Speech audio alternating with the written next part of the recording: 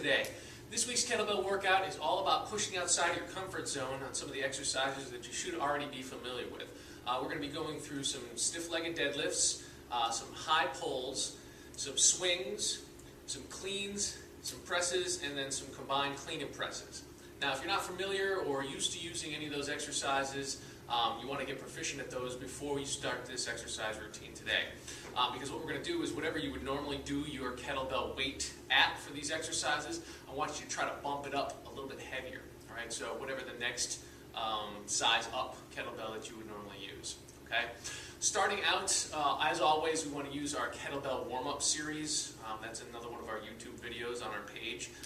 It's going to include some warm-up drills, some stretching, some dynamic stuff, and then also using clubs to warm up your shoulders. So once you've finished your kettlebell warm-up, we're going to go right into some stiff-legged deadlifts to start. All right, so again, we want you to get a heavier weight than you would normally do. Okay, so pick the biggest, heaviest kettlebell you got. Okay, you're going to start out shoulder blades down and back. Right, hands in two-handed grip position in the front here. You're going to see from the side, my knees are slightly bent, and my butt is going to lead this motion. My feet are shoulder width apart, and I'm going to keep my posture tall all the way down. Down and back up, right? My chest stays tall. When I reach the bottom right here, my weight is back on my heels. My knees are at a slight bend, but my back is really flat from the top of my head to my tailbone. And then I drive up with the hips, okay? So that's going to be our first exercise we're doing. Okay, the second exercise, you're probably going to need a little bit of a smaller kettlebell, but you want something that's still heavier than you would normally do. What's called an upright row. So you're going to hold this in the same center grip position. Posture is tall, shoulders are back and down, slight bend in the knees, and you're going to stick your butt out just a little bit. All right, so we're getting that athletic ready position. Then from here, we're just going to draw our elbows up higher than our hands and pull that bell straight up the front of our body till our hands reach our chin. Okay? Notice how I'm not rounding my shoulders forward. I'm keeping a good posture position. All right, knees at a slight bend. All right, from the front, chest up, shoulders down, and I'm going to squeeze and lift. And back down. Okay?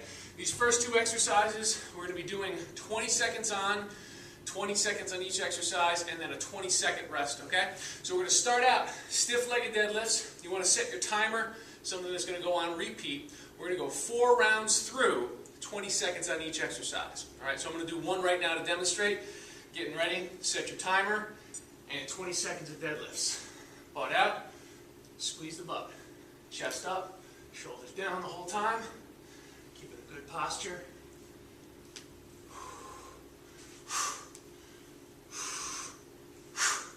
Only go as deep as your hamstrings will allow. We don't want to roam around those shoulders to get any deeper. That's time. Then we're going to grab the next one and go right into high pulls. You want big, heavy lifts here. Strong and steady all the way through the range of motion. And time. Now you take a 20-second rest break, and then you repeat. All right, we're going to do that 4 times through. All right. After you do 4 times through on each of those, then you're going to go with your heavier bell, and we're going to do some swings. All right.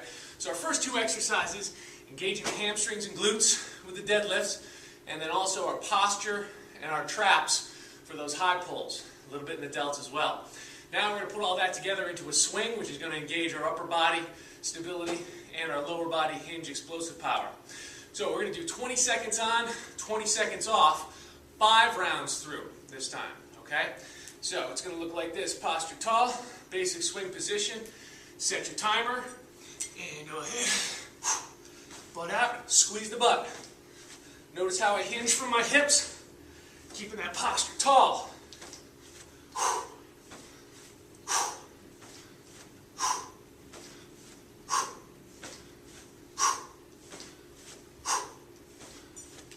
20 seconds. Then you'll rest. 20-second break. When the timer goes again, you should be ready, and you're going right into your next 20 seconds of those. All right, so first 2 exercises, kettlebell deadlifts, high pulls. 20 seconds on each with a 20-second rest.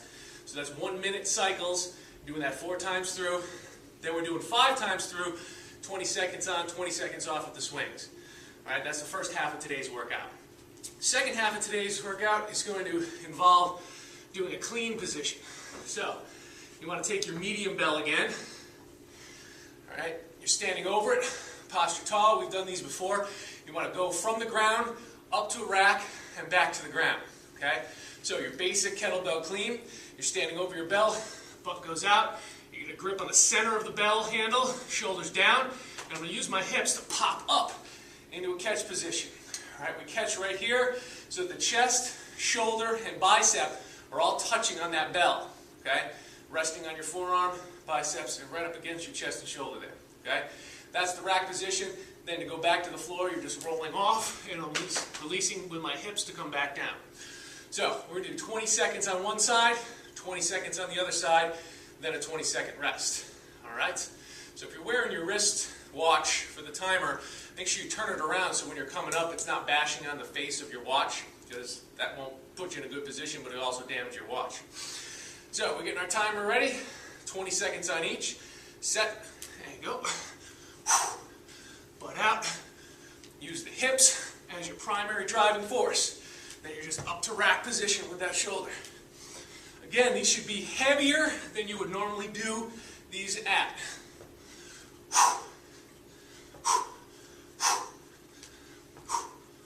When you hear the timer, switch to the other side, and you're going to snap right up. Butt out, snap from your hips.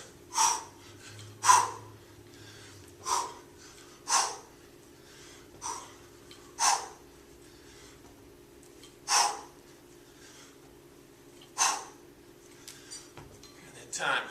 Alright, good. So 20 seconds on, 20 seconds the other side, 20 seconds rest. You're going to cycle through those 4 times. Okay? Then, you're going to move on to your little bit lighter kettlebell, but still should be heavier than you should normally be able to do an overhead press with. Okay? So if the same weight is the one that you're going to do the clean with, that's fine. If you can get that one pressing up over your head, fine. If that one, even with a little bit of a leg push, you can't get that over your head, then drop down a little bit, but it shouldn't be a weight that you could just hold and press up overhead without using a little bit of a hip push to get it up there. Okay? We want these to be nice and heavy. Ready? Same thing, 20 seconds one side, 20 seconds the other side. Set. First one is going to be a clean and press, then you're going to go continue press from there. Just like so. Start your timer, snap it up, and then we press. Notice how I'm using a little bit of a hip pop to punch that bell up into a lock position. Once it's up there, I release and I catch it back in my rack position.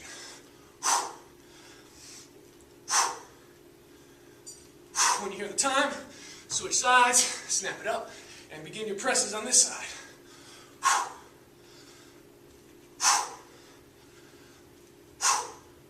Get a good strong press up overhead.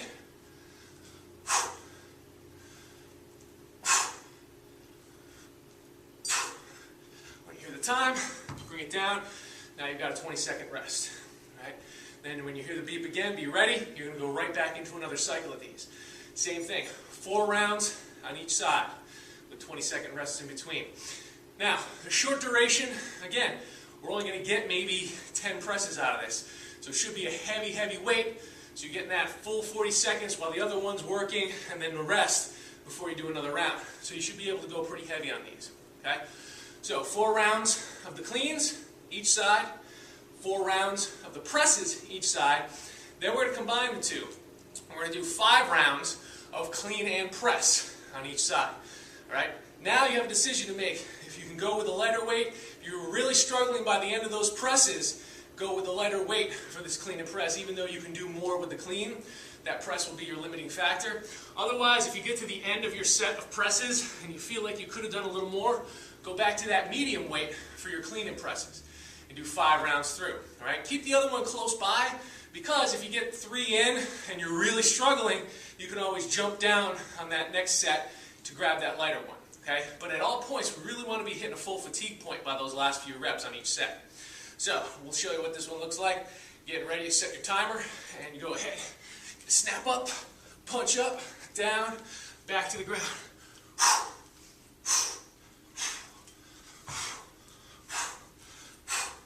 Trying to get as many reps as I can in those 20 seconds.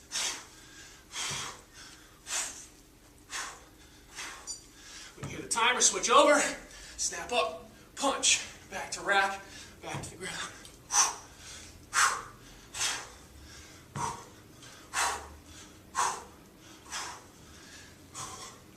Using the legs to help that push press, back to rack, back down. When you hit a time, bring the bell to rest. You get 20 seconds, you're going to do that again. 5 rounds through on those. Alright? Once you finish those, you can repeat both exercise cycles through over again if you want to do multiple times for a workout, or if you just want to go as heavy as you can go and just do 1 round of these through on each side, you'll be good. Alright, so our rep scheme is always 20 seconds on work, 20 seconds recoveries, and we're also doing 4 of each thing individual, 4 rounds, then 5 of the put together rounds. Alright, so that's our kettlebell workout of the week. Again, go heavy, push yourself, try to get stronger on these days. And as always, live rugged.